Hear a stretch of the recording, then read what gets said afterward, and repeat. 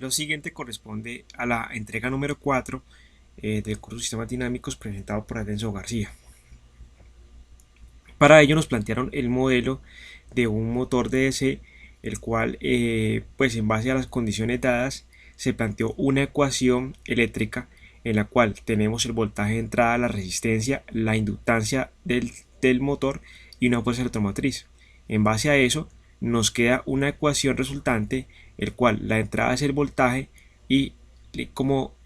tal el sistema tiene una resistencia asociada a una corriente y una bobina asociada a la derivada de dicha corriente y una constante electromotriz que está multiplicada por la frecuencia angular. La ecuación física de dicho sistema estaría representada por el torque o el momento de inercia por la aceleración más una constante de viscosidad del motor por la frecuencia angular, y eso es equivalente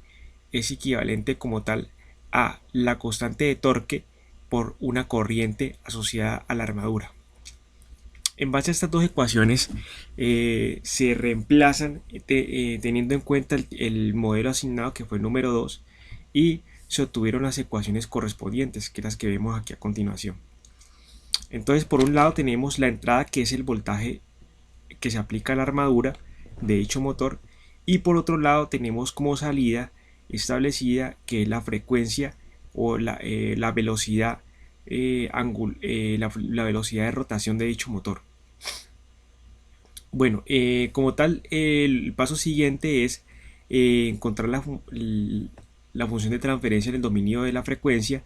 de dicho sistema. Para eso aplicamos transformada de Laplace a ambas ecuaciones, y a través de despejes podemos encontrar de que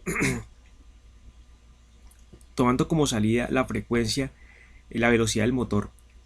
y entrada el voltaje, se tuvo que el sistema corresponde a un sistema de orden 2, el cual tiene dos polos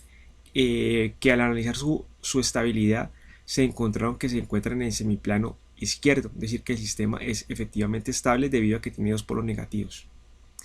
En base a lo anterior, a las ecuaciones planteadas en el dominio del tiempo a través de las ecuaciones diferenciales, se pudo establecer el modelo o el diagrama de bloque en el dominio del tiempo, equivalente a dichas ecuaciones, e igualmente la función de transferencia equivalente en diagrama de bloques. Una vez que se hace la simulación en MATLAB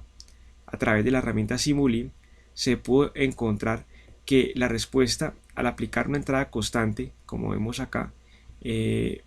para el dominio, en este caso la función de transferencia, se obtuvo la siguiente respuesta. Se obtuvo como respuesta que al aplicar una señal de entrada constante durante 5 segundos y posterior a ello una señal, un escalón unitario, se obtuvo como respuesta en la salida del sistema, como se vemos acá. Es decir, se empieza, una vez que se aplica la señal de entrada, se empieza a aumentar gradualmente la salida hasta llegar a un valor de 0.12. Una vez que se aplica la señal escalón unitario, este llega a un valor máximo no superior a 0.16.